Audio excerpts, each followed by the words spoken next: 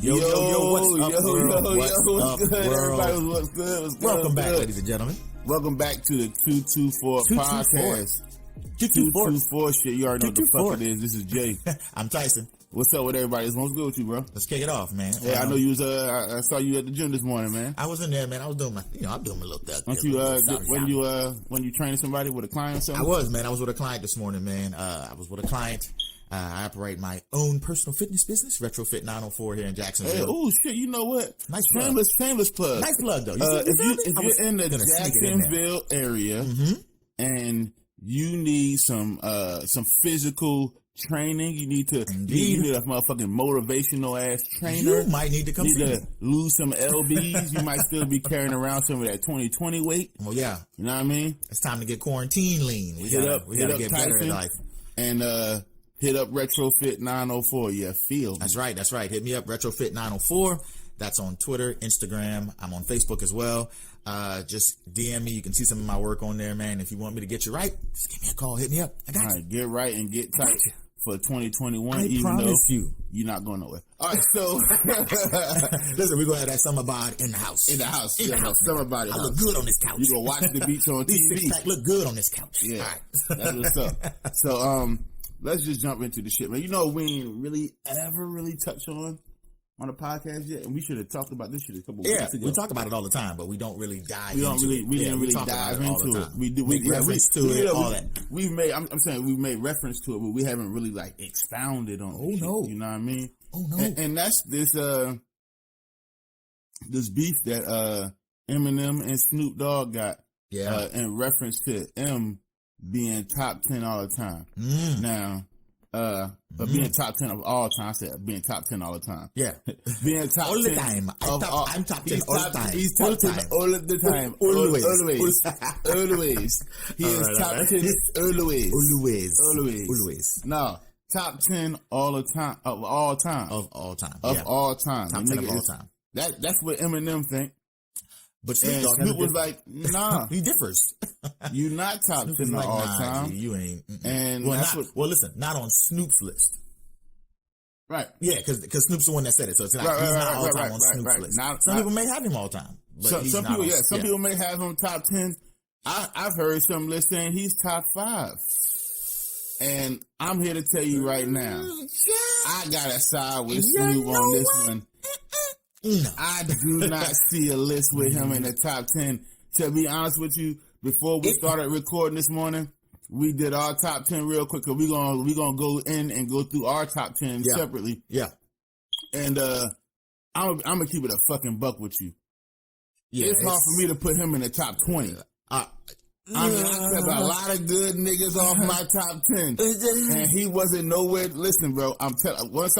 You'll understand once I go through. Okay. And I'm from Philly. I just switched my number 10. All right. I just switched number 10. I'm sorry.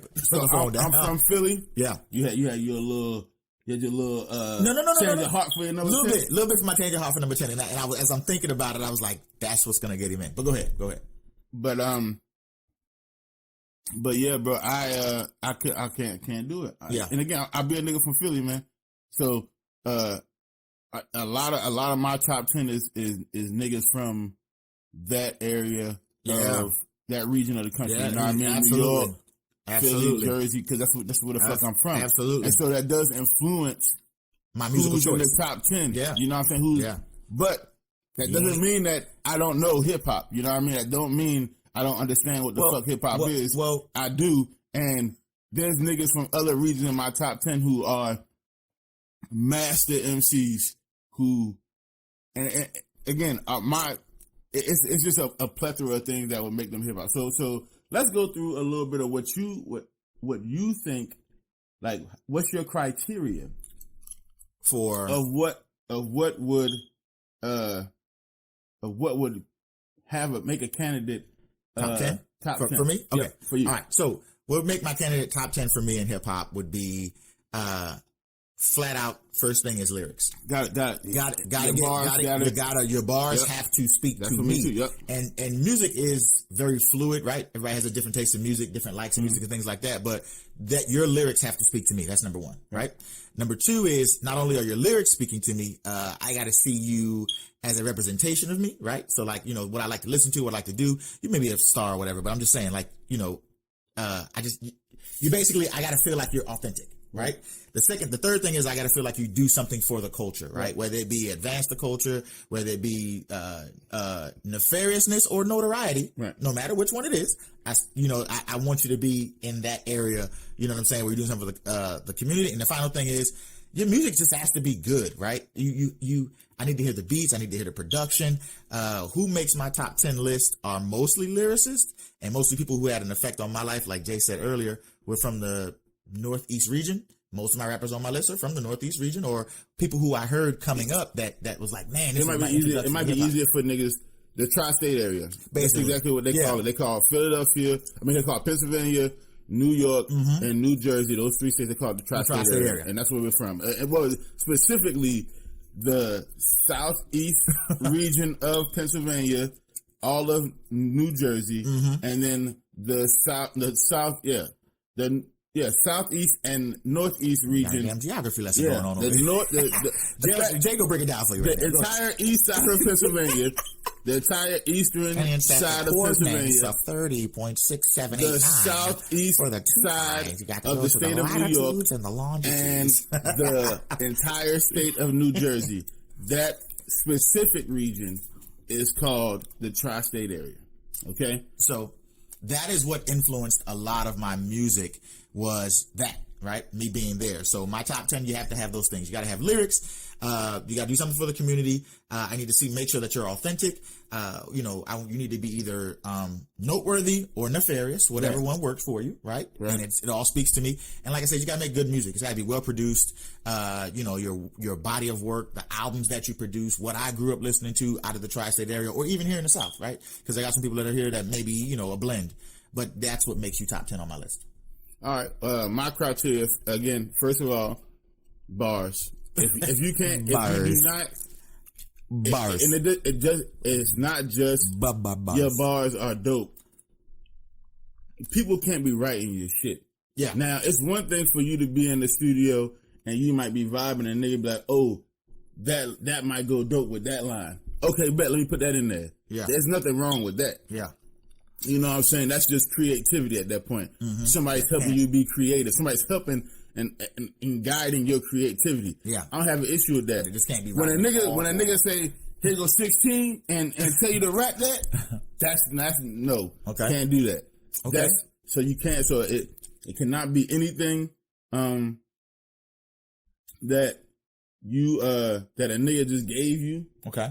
If you got anything like that under your on your jacket, if you got anything like that on your name, can't be in the top 10. That's number one. So to speak to what you just said, then if anybody remembers the 02 Weezy to about the 09 Weezy was spitting some fire shit. He was on fire. But the mixtape Weezy. Yeah. The mixtape Weezy was legendary. But come to find out, it ain't even Weezy. It's shout out to Gilly. Shout out to the motherfucking $1 million worth of game podcast. Absolutely. Shout out to Gilly and dropping them gems on everybody. Yeah, man. Philly, what's up? Philly representatives. You know what I mean? We found out it was actually Gilly writing his shit. We was like, makes sense. I mean, how many other niggas can rap? No. How many other niggers you can write so well and make another nigga a millionaire, a billionaire? Bro, you know. Okay, if you from Philly, you hear our lingo in his raps, in the raps during that time. Yes, you do. Who else? What other motherfuckers Southern in the rapper. country? Southern rapper. No. What other motherfuckers? Period. In the country. That's it. Say bull. When that nigga said "fuck fucking with bull," like who fucking like no? That's a Philly nigga, and come to find out, Gilly was signed to Cash Money. Okay. From, I think, like 2000 to 2003, he was signed to them niggas. Really? Yep. That's right. And that's when you heard the change. That's right. That's when you heard. That's right. Because at 2000, I think that's when Lights Out came out, Lil Wayne's second album, It was wobbly, drop it like it's I got the Maserati and the Gaserati and the Paserati and the Maserati. That's how he was sounding before, right? That's exactly how he was sounding. That is exactly how Wayne sounded I met prior. this chick named Keisha. Keisha wanted me to meet up. He had to say that I had to, I had to meet her. Yeah. That's what I'm talking about. She said it's about time for our relationship to get deeper. She wanted me to freak up, beep beep. That's how he rap. That's how he rap. Then it was Rory looked nice on low pro Yokohamas with 20-inch chromes poking out them. Crispy to the dome, token ganja, red bone in the shower. Hello, Pocahontas. That's some Philly shit. If I ever heard nigga, that's some Philly shit. You cannot tell me that's not a change right there. That's what keeps Wayne off the top 10. And listen, I fucks with Wayne music on like phonically, to listen to it. You know what I'm saying? Yeah. But I can never put that nigga top 10 because at first I heard Gilly saying that nigga stole my sound. It's like, all right, here's the rapper, the emerging budding rapper producer guy talking about no, not even that. Just okay, here's the hot rapper. It's always gonna be somebody like, man, fuck that nigga. Yeah.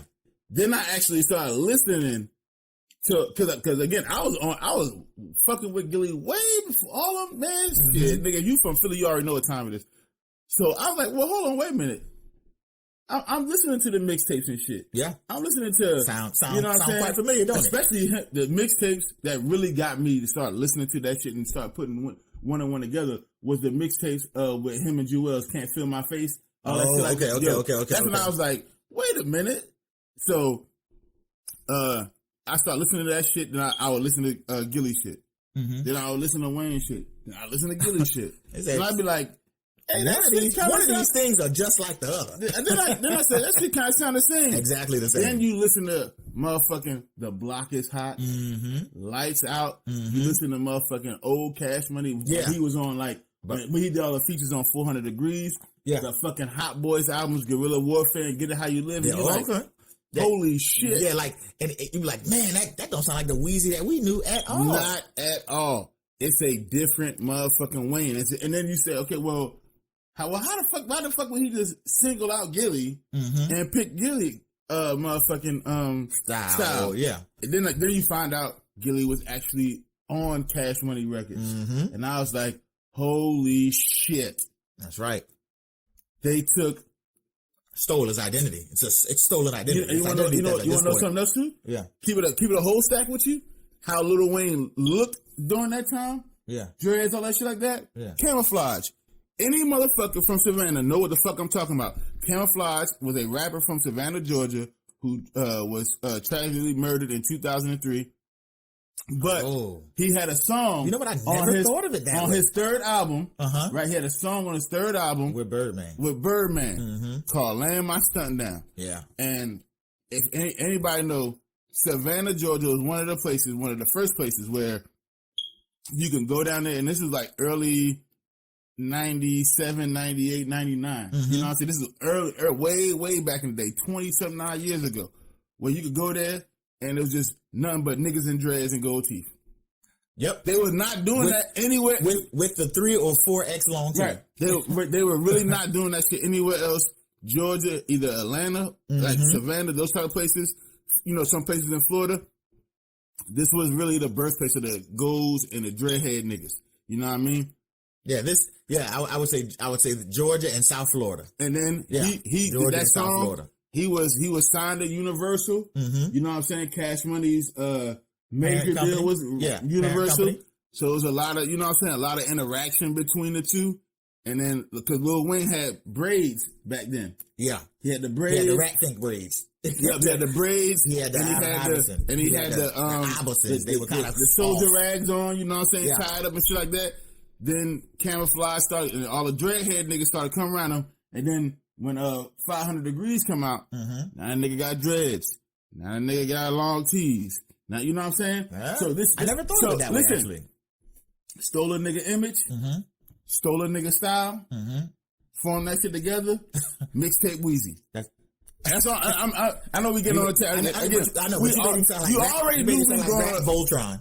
Listen, guys. You said get one part. Two lion pieces come together to make one giant robot. Ladies and gentlemen of the 224 podcast family and community. You already knew we was going on a tangent. That's it, man. You need to get back on, but you knew we was going on a tangent. You know what the fuck we do it. We going on a tangent. We go down that rabbit hole. Okay, I'm sorry. All right, so listen. Back to top 10. So that's why Lil Wayne can't be on the top 10 because... And it's debatable for top 20. Can't be in top 10. Okay, so again, we was on my criteria. That's it. What's your criteria? So again, bars cannot be stolen, cannot be written by someone else, cannot be someone else's style. Okay? Yep.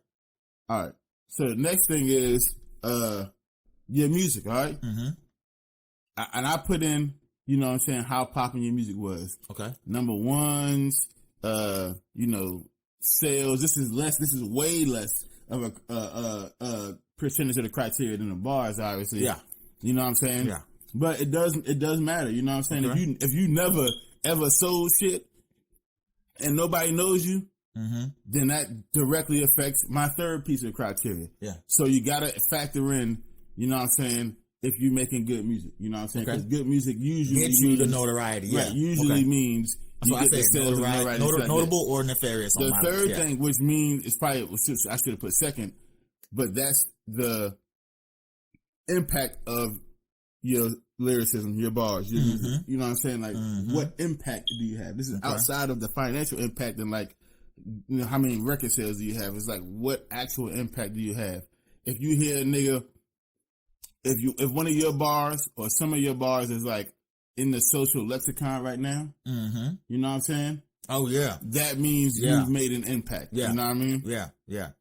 I agree. For example, that's why I said my impact. For example, same thing. My impact on a society. For example, what you did for the culture. Yeah. For example, when a nigga make a fire ass diss track, you know what they say now? That nigga just got ethered. Yeah, that's what I'm talking about. They reference another diss track song to say that you got really cooked from this other nigga. That's correct. In that battle, in reference to that battle. Right. You know what I'm saying? That's right. So that's what I'm talking about. I'm talking about shit like that. Yeah. You know what I mean? Yeah. Burn them up style. Okay. So, and the last thing is longevity. How long have you been doing it? Yes. How long? So that's my fourth. My criteria is very, very simple. It's again, bars is like hands down 85% of the fucking bars. Yeah. Then, your impact, your you know what I'm saying, your music, your sales, you know what I'm saying, and then longevity. Those are my four things, right? Yeah. Okay. So, before I lay out my top 10, let's talk about Eminem because Snoop did say the nigga wasn't in this top 10. This is what started the whole thing. So let's look at Eminem. When the nigga first started off, it was a little weird. It was a little weird to see a white kid from Detroit, Michigan, spit the way he spit. You know what I'm saying? Yeah, it was off-putting a little bit. It was off because it was like in the beginning because he was like, man, hey. It wasn't off-putting because he was rapping like he was fucking like it was lyrical. It was off-putting because he was talking about some weird shit. Yeah, he was talking about slapping. Do you like primates? Or do you want to see me fake 9-inch nails through each one of my eyelids? Yeah, it was crazy. When they copy me and do exactly like I did, try acid and get fucked up worse than my. Come on, what the fuck was you talking about, bro? That's what I was saying. It was like some weird nut shit. I was like, what are you talking about? Yeah.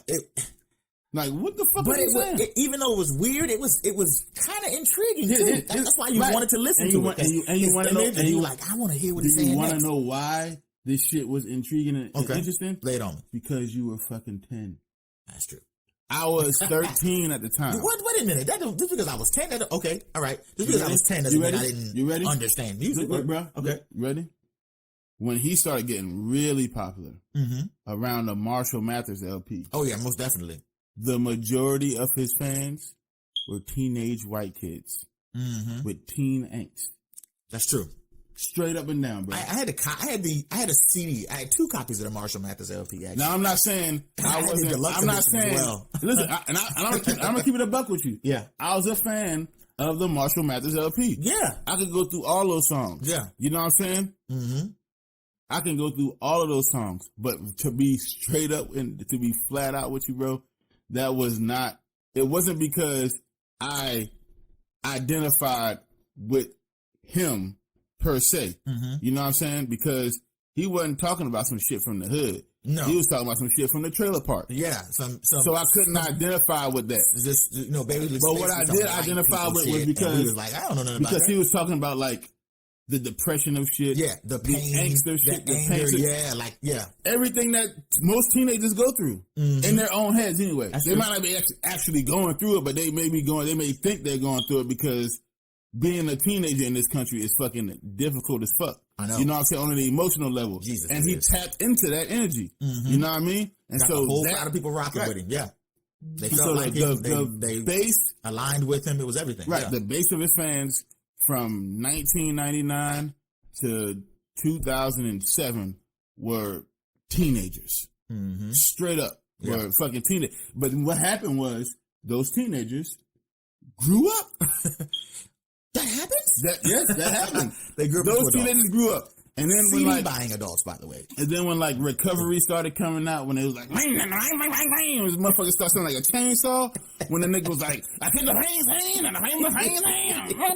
I was like, what the fuck is this nigga talking about? Wait, like that? That nigga said, I don't know what the fuck. To be honest with you, I don't listen to this shit no more. I swear to God, that shit trash to me now. That nigga said, chainsaw. I got a bang. That's how that nigga sound. That nigga sound like a fucking chainsaw. A Husqvarna chainsaw. That nigga sound like a Stahl chainsaw. Bang.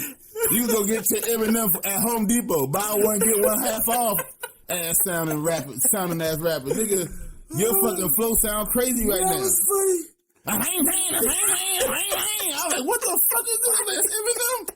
So then I started believing, like, oh, that nigga's one of them clones that they said they were making. Them MK Ultra clones. That nigga said, bang right there. He said like a chainsaw. That nigga do said that. When niggas was like, look at Lil Wayne, look at Eminem. He looked different. When that nigga started, I was like, y'all niggas wildin'. Why? Maybe the nigga had plastic surgery. Maybe the nigga face fucked up. They said he was on a bunch of pills and shit or whatever. Hilarious. Like, maybe that nigga had, Super funny. When you do drugs and then you come off of drugs. What was the name of that album again? It was the first one. The first one I was like, this shit is trash, was Recovery. Okay, yeah. You know what I'm saying? There was a lot of songs that nigga, and he was still selling records because he had that song with him and Pink. I want that. I was like, what the fuck is this? What is this shit I'm listening to? This is garbage. No, straight up, bro. Fuck that. And niggas gonna be honest with him, bro. Jay, I don't give a fuck, bro. I'm keeping it a stack with you, bro. Everything since it's Recovery the sound effect for me is fucking garbage, bro. I don't give a fuck what nobody says. I ain't listening. That shit sounds exactly like the last time. Chainsaw. That's why it's so funny. The last time I listened to an Eminem album was I think it was Relapse, and it's an album. The cover got like a bunch of pills on the table and it got Eminem face in it. That's the last time I listened to a fucking Eminem album. Okay, and even then I was like, I don't like the direction. I'm being honest with you. Team I don't like the direction, bro. Gears. I don't like it, bro. All right, okay. We getting off track here. Okay, so but I'm just saying. So it's to me, the old shit was cool because I was a teenager, and it seemed like he was marketing to teenagers. You know what I'm saying? To bottle up, or to not to bottle up, but to come up off of the teenage angst, right? Because that anger. You know what I'm saying? That's what he was an angry rapper. So it's like that anger. You could relate to that. I'm gonna monetize this, right? Yeah. And so that's what it was for me. It wasn't, again, I don't identify with that nigga, mainly because he's not from where I'm from. You know what I mean? So I can't identify with that. Like I would identify with other rappers on my top 10 list. Correct. But that nigga's music it spoke to me because of the emotions I went through. And that's the only reason why I imbibed that fucking music. You know what I'm saying? And I'm not saying he didn't make good music. He did. He has some, again, like I said, the Marshall Mathers LP Was a dope album. You cannot deny that fucking album. It's a dope album. You just can't deny the album. It's not a top 10 album on my list. It's a dope album. It's just not top 10. And again, I don't even think I would put that album. Like if we just did another top 10 of like top 10 hip hop albums of all time, that wouldn't even make the list. Yeah, you know what I'm saying? Yeah, that would not make the list. Yeah. So it is what it is. Mm-hmm. But it is a dope album. Yeah. And the reason why I look back at that time is because of the nostalgia, again, with the teenager shit. Yeah. Once I became an adult, my nigga, and started listening to his shit, it's just like, it sounds like a lot of sound garbage to me. Yeah, listen, I don't even have many Eminem songs on my phone. I think I got Lose Yourself because it's on an 8 Mile compilation, and I play it for my clients when they're working out. Mm-hmm. And the second thing is Rap God. Other than that, I don't have a lot of Eminem music on my phone at all. And like you said... Okay, my nigga, you can rap fast. Have you said anything? All right, wait. Okay, have you said... Listen. So, again, what's keeping him out of your top 20 is... how he rapped, or that you've outgrown his music? It's a combination of things. One, for sure, outgrown the music. Okay, see, for sure, outgrown the music. That's one of my reasons why he's not outgrown his music. Okay, great, my nigga. You can rap fast. Yeah, you rap fast as fuck. Got it. Cool. Yeah. Twista rap fast as fuck too. That's right. Busta rap fast as fuck. Busta rap fast. Listen, ready for this? Mm-hmm. Eminem not better than Busta Rhymes. I said it. On my all-time list. Yeah, Busta Rhymes would be higher on the list, correct, than Eminem. And that's what Jesus is flip. And you can come at me. You already know. Twitter at the 224 podcast. IG at the 224 podcast. That is easily a non-debate. Busta Rhymes is definitely on the list, or higher on my all-time list than Eminem. Straight up and down, flat out. That's it. So Busta Rhymes better than Eminem. Yep. Eminem's off your list for the combination of you've outgrown his music, plus the fact that the last decade of music has been garbage. Yeah. So we've been starving for rap saviors. No. We don't starve for rap. It's a lot of young artists that are doing that fucking thing. I'm saying these people talking about putting him top 10 of all time. You know how many fucking rappers there's been? You saying he's one of the top? He's the 10 best ever? And look at the last 10 years, my nigga. Look at the last 10 years. So many emerging rappers, but again, I'm not starting for shit. I got my hip hop fixed. Let's go. We got motherfuckers like Benny the Butcher. We got motherfuckers like Freddie Gibbs. We got Kendrick, Cole, Crit. We got a whole bunch of other motherfuckers. You know what I'm saying? We still got some of the legends putting shit out. That's true. Black Thought came out with an album not too long ago. You ever listen to the new Black Thought album? God damn it. And shit, I'm not gonna get on that. That shit's so fucking fire. Listen, bro. I'm telling you. Did Black Thought make your list? I'm gonna get to that. Get to it. All I'm saying is the last 10 years of music for Eminem, straight trash. Yeah. I'm gonna agree with that. I'm gonna second that strongly. I said, you know what, man? I love hip hop. Let me not do this. Yeah. Let me listen. I listened to the last album. The one with the title song was Monster, him and Juice WRLD. I'm a monster. I tried to listen to the album. Name of that album. I tried to listen to the album, bro. How was it? I couldn't get through it, bro. I couldn't get through it, bro. That's weird. I couldn't get through it. I can't get through it, bro. I do not like that fucking. I do not like it, right? I don't like it. I'm sorry, bro. I do not like it. And that's not to say Eminem not talented and he not like a dope lyricist. He could be.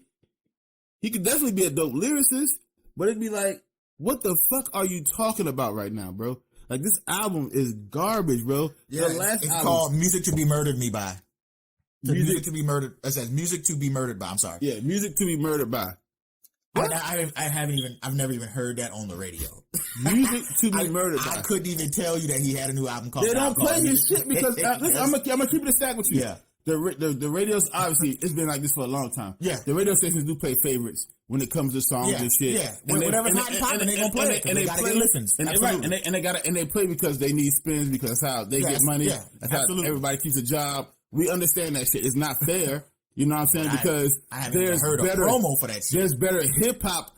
Like, you don't play Gucci Gang 30 million times a day when there's other good hip hop songs out there. But that's true. The motherfucking audience wants to hear Gucci Gang, Gucci Gang, Gucci Gang, Gucci Gang. They want to hear stupid shit like that all day. So okay, fine then. You play that shit because that's what the radio stations want to do. Rhythmic and hypnotic for some reason. But there's so many other mediums. So many other ways to get your music out. You really don't necessarily need radio anymore like it used to be back in the day. So that's just, it is what it is.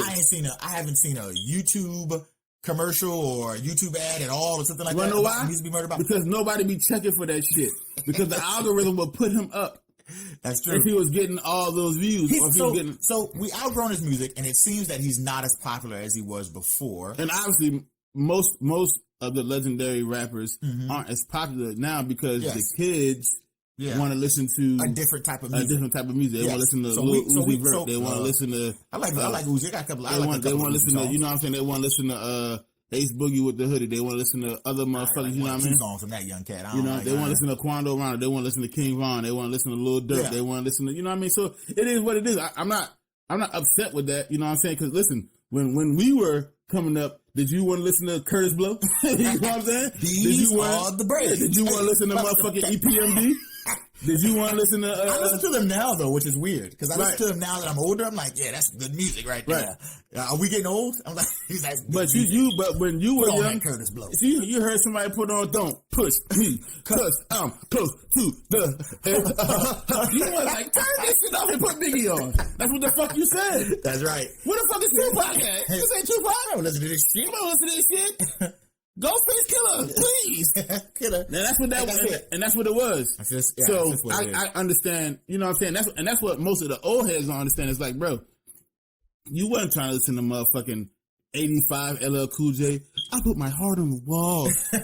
Wait a minute. That's the jam. Right. That is the jam. That's definitely one of my top favorite songs of all time. See? But it's the jam. See? But I'm older. See? You making my point now. That's true. These little kids don't know nothing. They're like, LL Cool J. Isn't that the nigga from Hawaii 5-0? I get called old all the time. I was like, damn. First of all, it's not. First of all, he's not on Hawaii 5-0. He's on the other show. Don't worry. You know what? Don't worry about it. Whatever. It's NCIS Los Angeles. Don't worry about it. Yeah. That's what they'll say. You mean the dude that be on TV? Don't even know about the rapper? That's crazy. So I'm just saying. I'm just letting you know, like, that's what that is, bro. Okay. Like, so, without further ado, drum roll, please.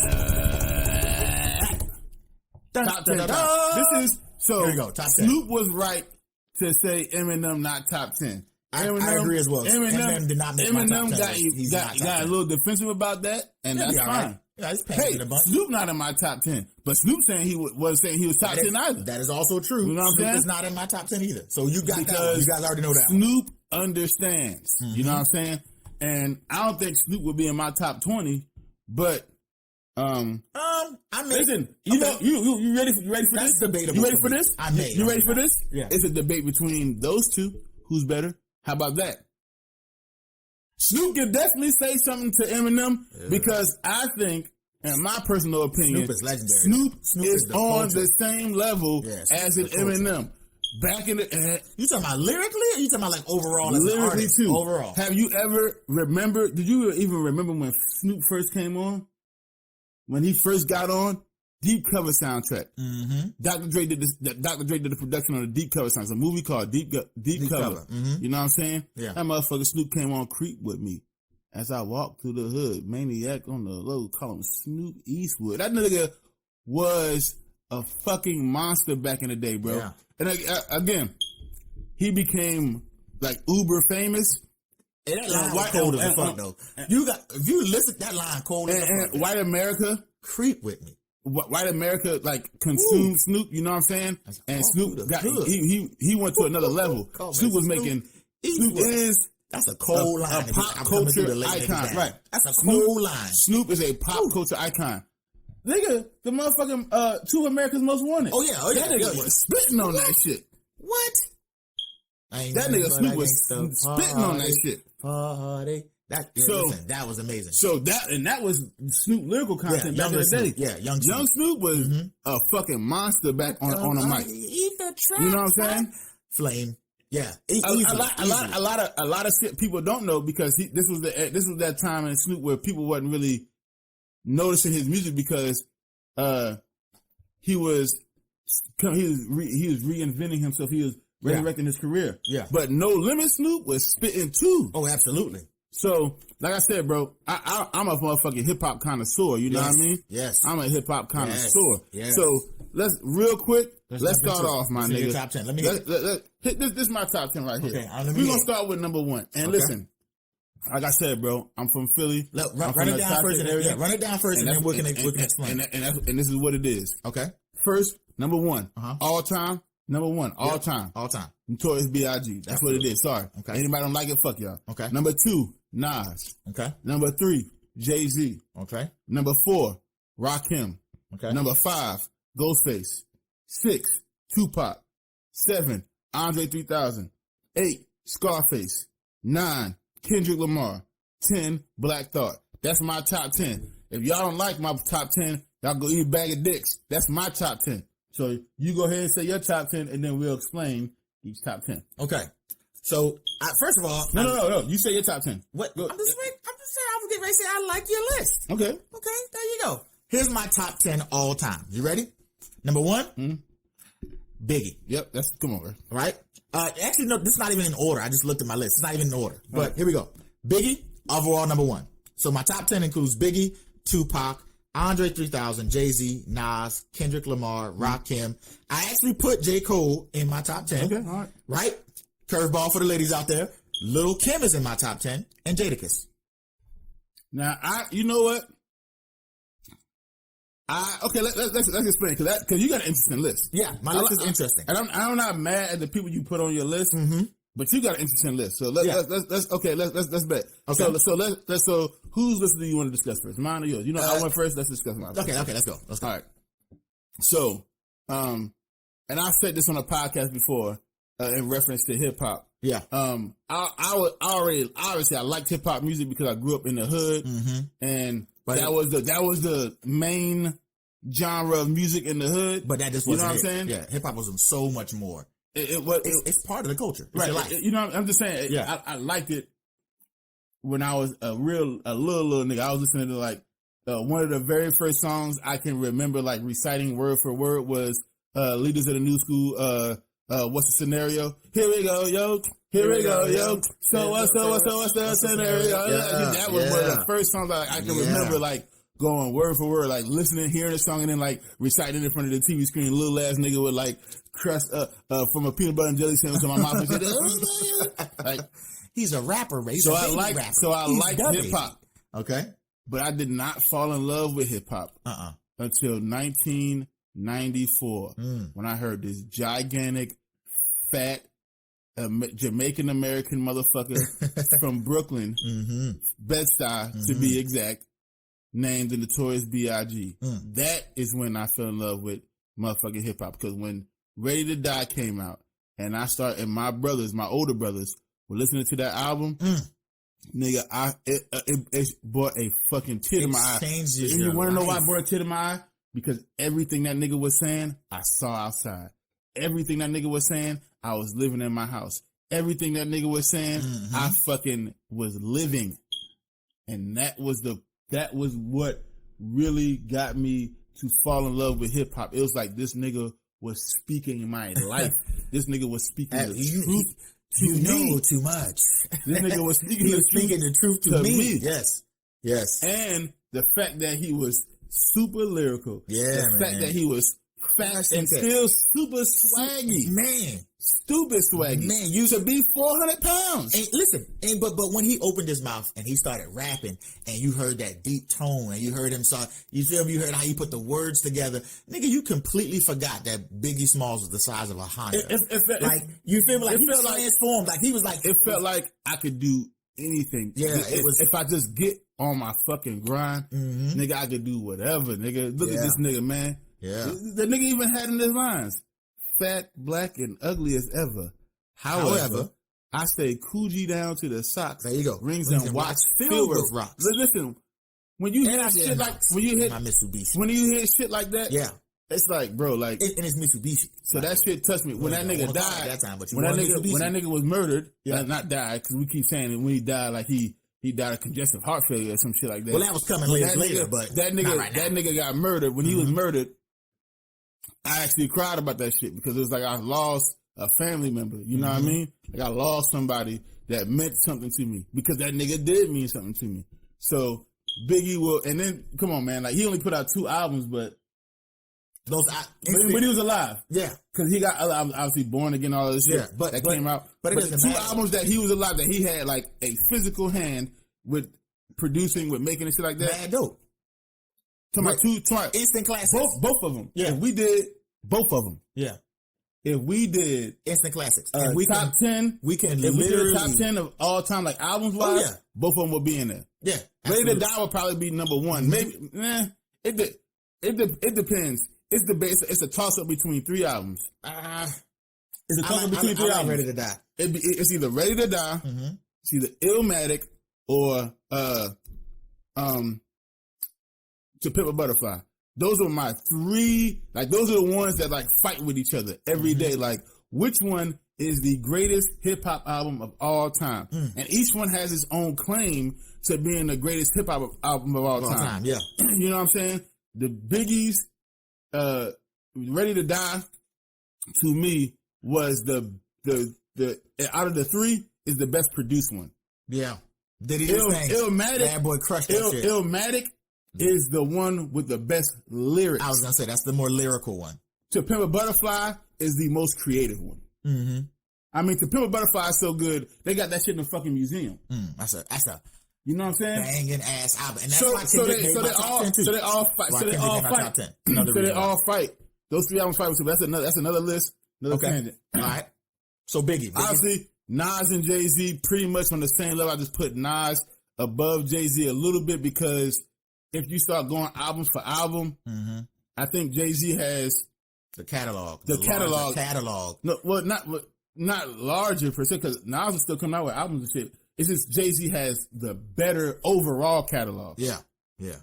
But Nas has the best album. Again, Illmatic. Even though Jay-Z got Reasonable Doubt, The Blueprint, you know what I'm saying? I think Illmatic is the best album that either one of them has. Like, that's the best one between the 2. Yeah. You know what I'm saying? Yeah. And I'm not saying Reasonable Doubt and The Blueprint is, like, far away from that.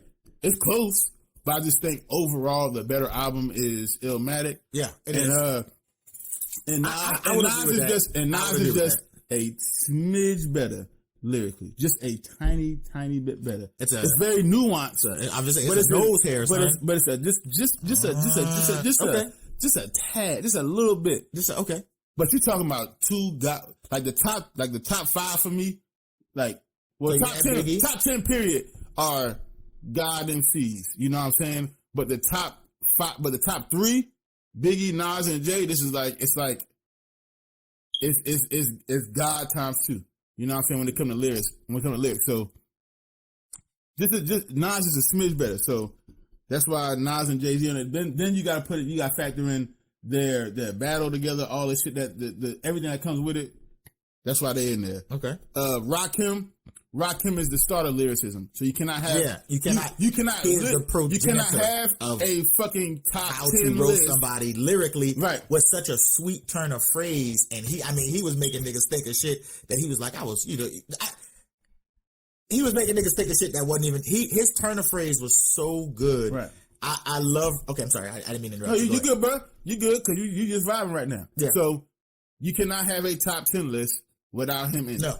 If anyone makes a top 10 list and Rakim is not in it, you don't know hip hop really. To be honest, straight up, or maybe you're too young to understand the history of hip hop. Where it comes from. I don't even want to say you don't know hip hop. Yes. Maybe you're just too young to understand the history of it. But you cannot have a top 10 list without Rakim in that top 10 list. It doesn't matter where I put him at number 4. You could put him if you want to put him. My list is not in order, so he's like number 7 on my list. You want to put him I'm not putting mine in order. Yeah. If you want to put him at number 1, put him at number 1. If you want to put him at number 10, put him at number 10. But he needs to be in there. Yeah, he's got. You know what I'm saying? He must be in there. He is. So like Jay said, he's the birthplace of lyrical rap. Next is Ghostface, right? And okay, bro, You never heard, and I understand. It's like 30 of these niggas. So because you can get lost in the Wu-Tang, you know what I'm saying? Clan It's 30 motherfuckers. Listen, you know what I'm saying? It's the 30. Killer Bees, Shaolin, do it. I used to love the Wu-Tang. I wouldn't be wrong to just put Wu-Tang in there as a group. Yeah. But the best rapper out of that group, and this is how dope. This is why Ghostface makes the top 10, because you talking about a group of rappers with Raekwon in it, with Meth in it, with Who God in it. I mean, you talking about motherfuckers who might have a claim to be in the top 10 themselves. Ghostface was better than all of them. That's how dope Ghostface Killer is. Ghostface Killer, and you know what, is a fucking legendary rapper. The way he raps, it's like I'm trying to think of a way to think about it. It's like having one of your uncles rap to you. It's like that one uncle where you can always get information from, where that shit stick with you for the rest of your fucking life. Dropping gems and bars, like baby. It's everything he's saying has so much fucking heart behind it. That nigga, when he be spitting, bro, it's like that nigga is, every fucking bar is so fucking soulful, bro. When Ghostface be spitting that shit, I'm telling you, bro, Ghostface Killer is probably one of the 5 most underrated rappers of all time, bro. I'm telling you, Ghostface Killer is ill. You know what? I got to be honest with you on that one. I listen to some Ghostface, but I don't listen to a lot of it. It seems underrated, like it makes sense. Underrated, but it seems like you got way more intimate knowledge about Ghostface than I do. So I guess I got to get on my Ghostface game and start listening to some Killer up in here when I'm getting my workouts. And you know what? I just don't listen to him. I give niggas an intro to Ghostface Killer. Okay, go listen to Wu-Tang Forever and just skip. You just want one song right now, and you want one set of, just one snippet of bars from Ghostface. Okay. Go listen to Triumph. Okay. So all you gotta do. Triumph. Go listen to that shit. I'm putting that on my list. And then that's going on the list. And then start going through his catalog. I promise you will not be disappointed. If you just want to taste it, like, let me hear how he sounds. I put it on my list. Let me hear how he sounds. On the list. Wu-Tang, the album is Wu-Tang Forever. Okay. It's a double album. Go to the second album. The first song is Triumph. Okay. You know what I'm saying? Okay. Listen to that song. You know what I'm saying? It's gonna be an intro by Old Dirty. You know what I'm saying? R.I.P. Old Dirty. And then they're gonna fucking start going into, I think Ghostface is like the third to the last rapper to rap. I think the last rapper on the song is Raekwon. Okay. When Ghostface come on, yo. Okay. I'm telling you, you'll be like, I gotta go listen to this nigga some more. You know what I mean? I'm definitely gonna check him out. So Ghostface number 5. Number 6, Tupac. Come on, bro. It's Pac.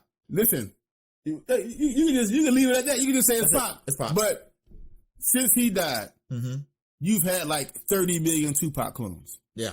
That just lets you know the impact that he had in life. That's it.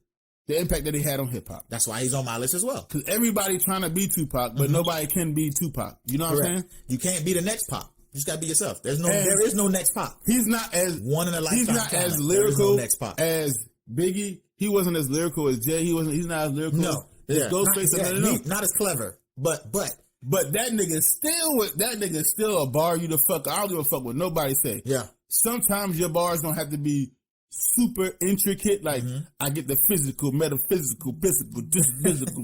You don't have to do all that shit. You can be very. Y'all should have been here in the studio. Jay Dance was even better than I mean, that's super cool, lyrical, physical. Like you ain't gotta do all that shit, right? I like it. I'm digging it. You can be very direct and straight to the point. That's what Tupac was. Yeah, Tupac was straight to the point. Yeah. Fuck the clique. Fuck your girl and the clique you claim. West Side, when we ride, we come equipped with game.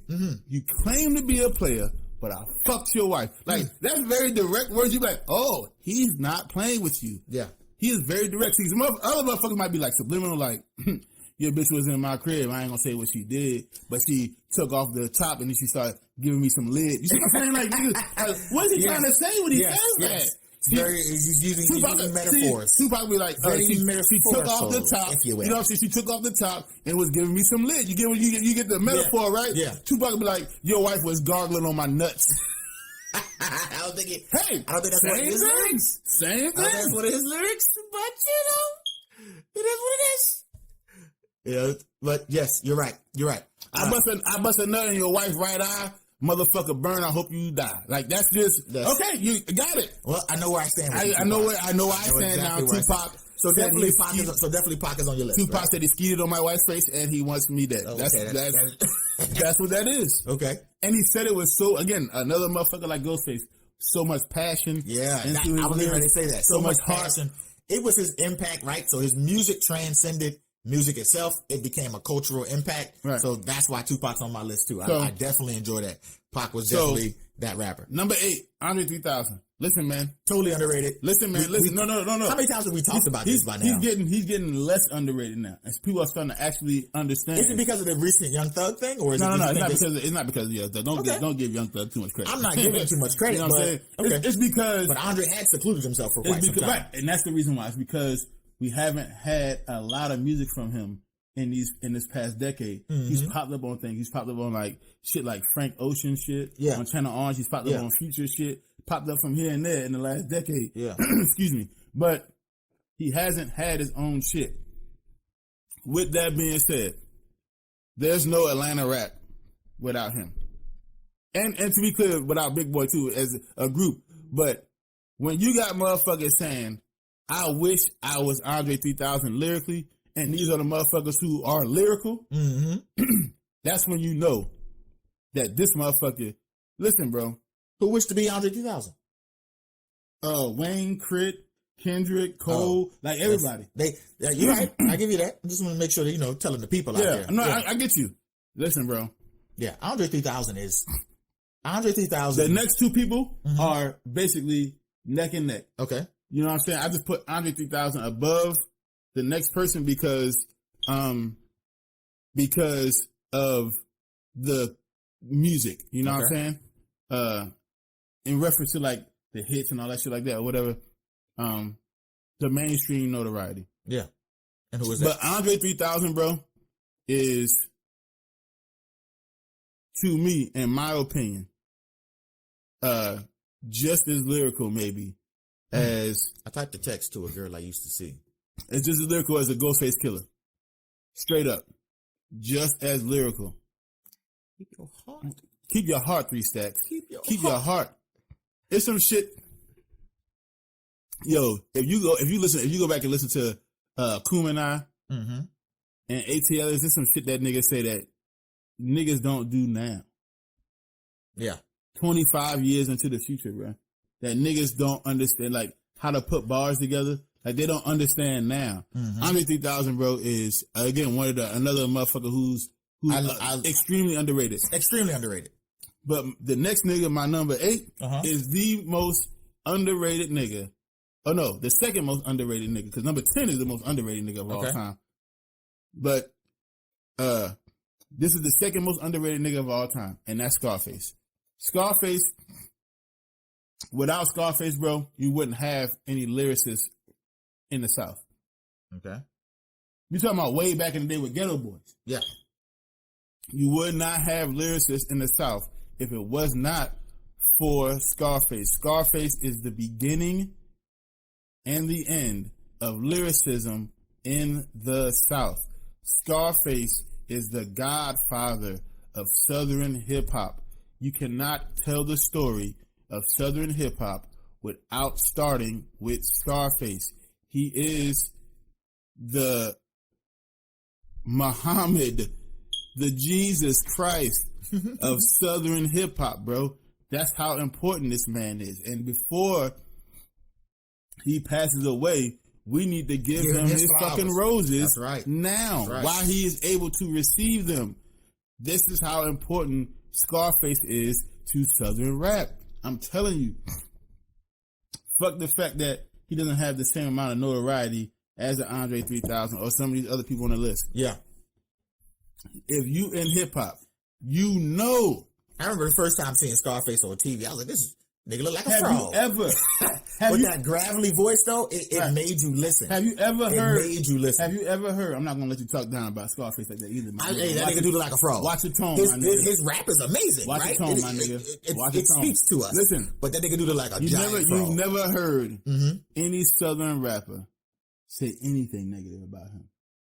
Southern rappers go at each other all day, every day. Nobody has ever said one negative thing. You know what? That is true. I've never even heard about him being in a rap beef. And that's because they revere this nigga so much. And he should. You know what? Should be. Thinking about it, I finally. And he should be. Good point.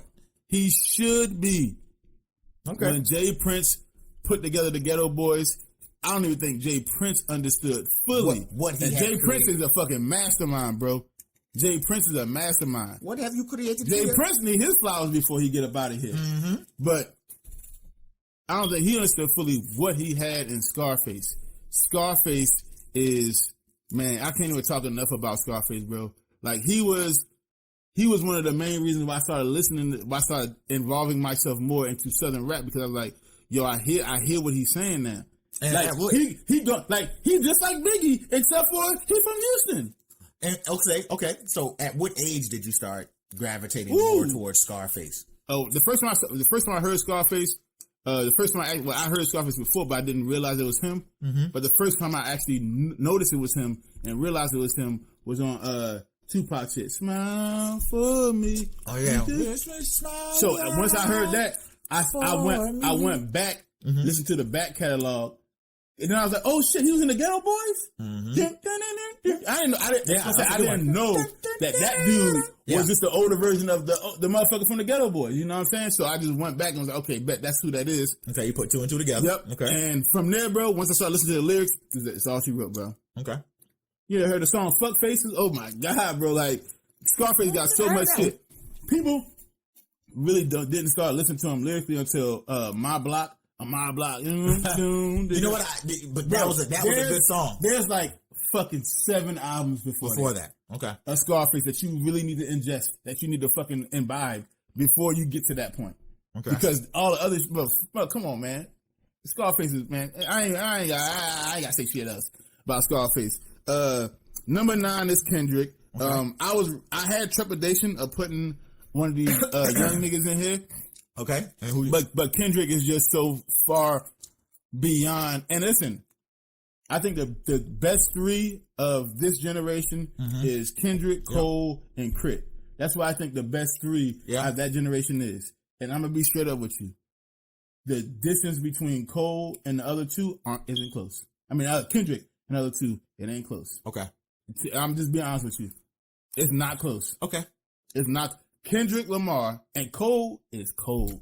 Crit is cold. You can make it, and you put Cole in your top 10. It's a legitimate argument. If I went another 10, top 20, Cole might actually be in there. Yeah. Cole has an actual good chance of being in my top 20.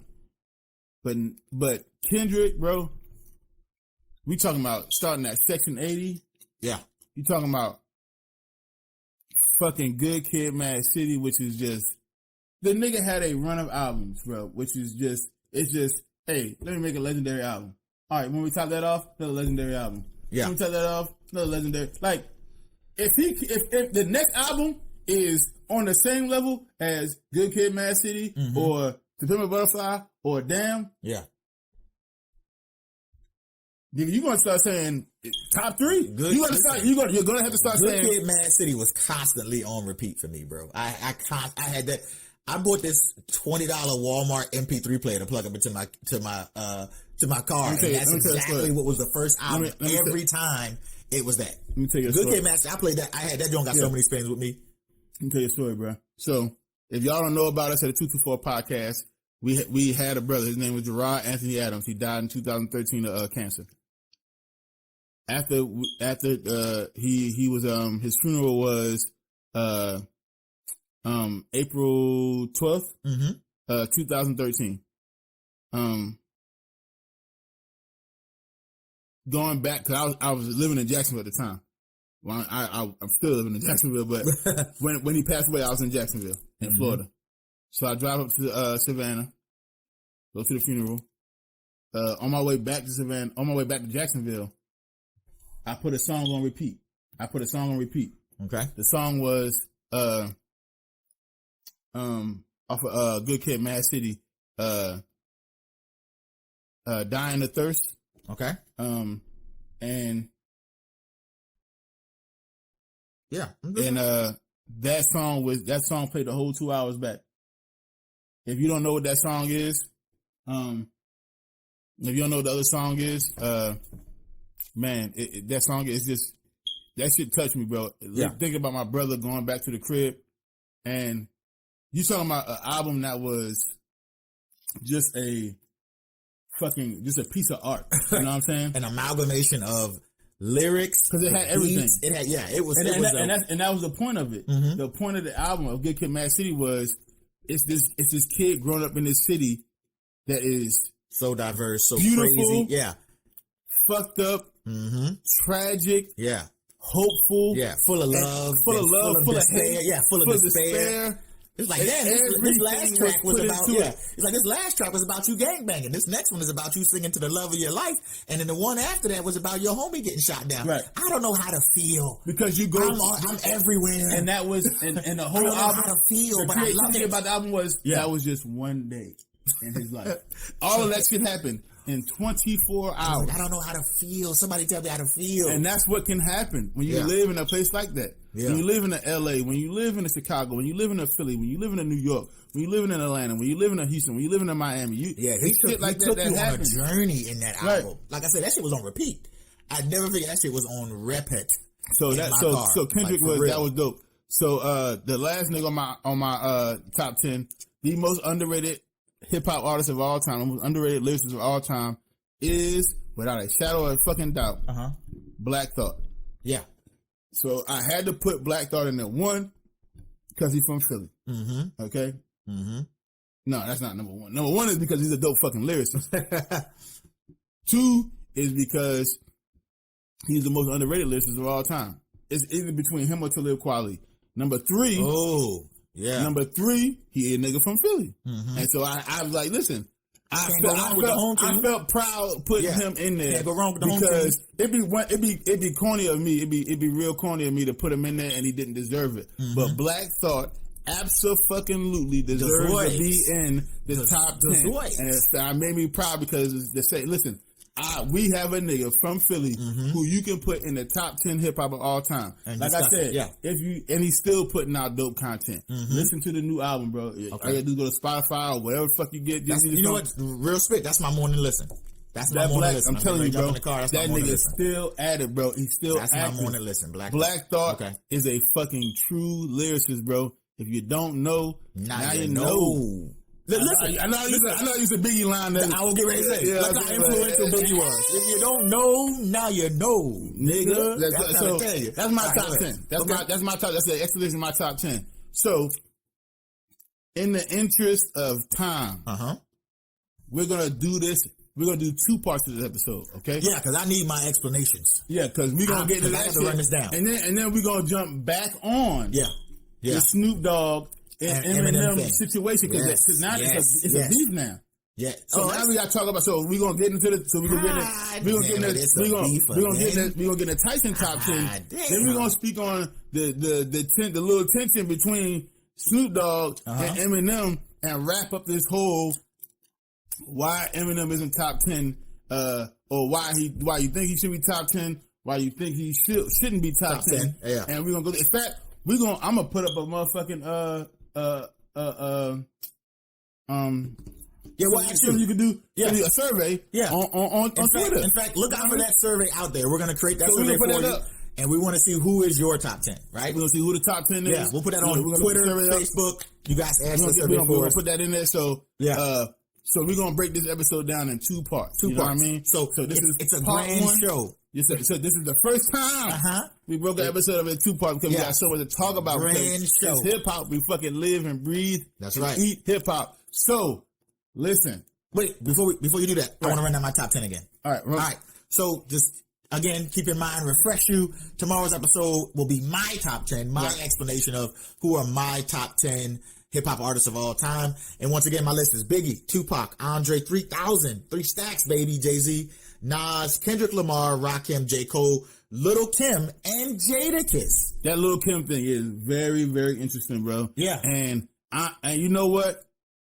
I not only am I surprised that you put her in there, but I'm actually very intrigued and like, I'm like, damn, I'm looking at my list like, damn, should I put her in there? Listen.